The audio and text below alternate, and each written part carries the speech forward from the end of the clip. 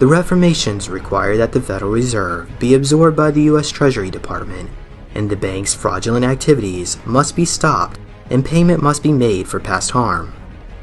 In 1998, the military generals who originally participated in the farmer claims process realized that the U.S. Supreme Court justices had no intentions of implementing the accords, so they decided the only way to implement the reformations was through a law passed by Congress.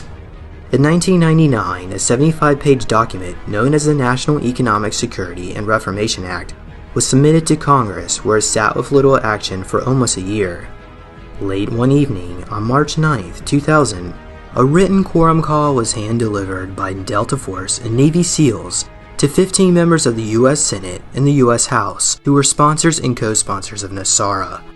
They were immediately escorted by the Delta Force and Navy SEALs to the respective voting chambers, where they passed the National Economic Security and Reformation Act. These 15 members of Congress were the only people lawfully allowed to hold office in accordance with the original 13th Amendment. Remember, British soldiers destroyed copies of the Titles of Nobility Amendment in the War of 1812 because it prevented anyone who had ties to the Crown of England from holding public office. NESARA is the most groundbreaking reformation to sweep not only this country, but our planet in its entire history. The act does away with the Federal Reserve Bank, the IRS, the shadow government, and much, much more. NESARA implements the following changes. Zeroes out all credit card, mortgage, and other bank debt due to illegal banking and government activities.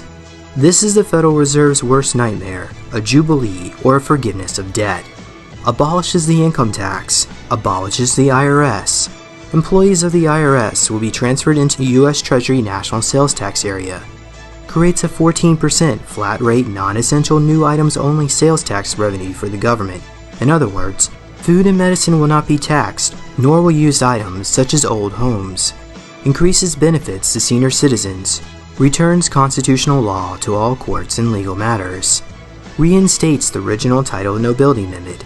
Hundreds of thousands of Americans under the control of foreign powers will lose their citizenship, be deported to other countries, and barred from re-entry for the remainder of their life. And millions of people will soon discover their college degrees are now worthless paper. Establishes new presidential and congressional elections within 120 days after NESARA's announcement.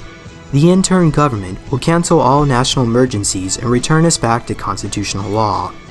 Monitors elections and prevents illegal election activities of special interest groups.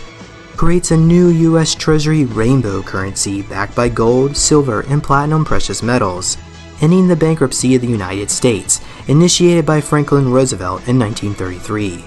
Forbids the sale of American birth certificate records as chattel property bonds by the U.S. Department of Transportation. Initiates new U.S. Treasury bank system in alignment with constitutional law. Eliminates the Federal Reserve System. During the transition period, the Federal Reserve will be allowed to operate side by side of the U.S. Treasury for 1 year in order to remove all Federal Reserve notes from the money supply. Restores financial privacy. Retrains all judges and attorneys in constitutional law. Ceases all aggressive U.S. government military actions worldwide. Establishes peace throughout the world. Releases enormous sums of money for humanitarian purposes. Enables the release over 6,000 patents of suppressed technologies that are being withheld from the public under the guise of national security, including free energy devices, anti-gravity, and sonic healing machines. I want the American people to know today that I am still committed to working with people of good faith and goodwill of both parties to do what's best for our country. Because President Clinton's clone had no interest in signing NESARA into law, on October 10, 2000, under orders from U.S. military generals, the elite Naval SEALs and Delta Force stormed the White House and under gunpoint forced Bill Clinton to sign NESARA into law. During this time, Secret Service and White House security personnel were ordered to stand down, disarmed, and allowed to witness this event under a gag order. From its very inception, Bush Sr., the corporate government, major bank houses in the Carlyle Group have opposed NESARA. To maintain secrecy, the case details and the docket number were sealed and revised within the official congressional registry to reflect a commemorative coin, and then again, it was revised even more recently. This is why there are no public congressional records and why a search for this law would not yield the correct details until after the reformations are made public. You probably never heard of this law due to an extremely strict gag order placed upon politicians, media personnel, and bank officers. Even though Alex Jones or Ron Paul will not tell you about it, the law is still valid.